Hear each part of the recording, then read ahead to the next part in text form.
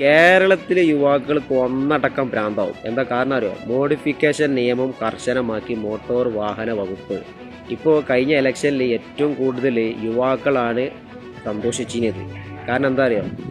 മോഡിഫിക്കേഷനിൽ ചെറിയ മാറ്റങ്ങളൊക്കെ വരുത്താം, അതിന് ഞങ്ങൾ സപ്പോർട്ട് ചെയ്യും എന്നൊക്കെ പറഞ്ഞപ്പോൾ എല്ലാവരും കൂടി അങ്ങോട്ട് ഇപ്പം വന്ന പുതിയ സർക്കാരിനെ എല്ലാവരും സപ്പോർട്ട് ചെയ്തു.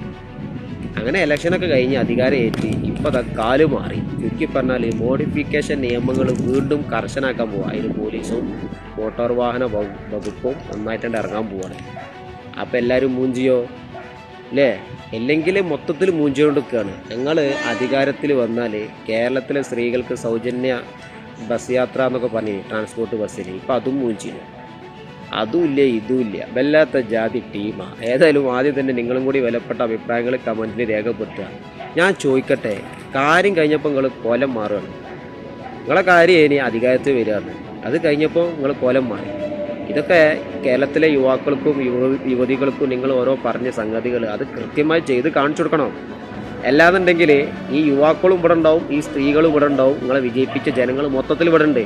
ഈ ഇലക്ഷൻ ഇനിയും വരും, അത് പ്രത്യേകം ശ്രദ്ധിക്കുക. സത്യത്തിൽ എല്ലാവരും പറ്റിച്ചില്ലേ? മൊത്തത്തിൽ ഈ വീഡിയോ കാണുന്ന നിങ്ങളൊക്കെ വിലപ്പെട്ട അഭിപ്രായങ്ങൾ കമൻറ്റ് രേഖപ്പെടുത്തുക. Okay, by.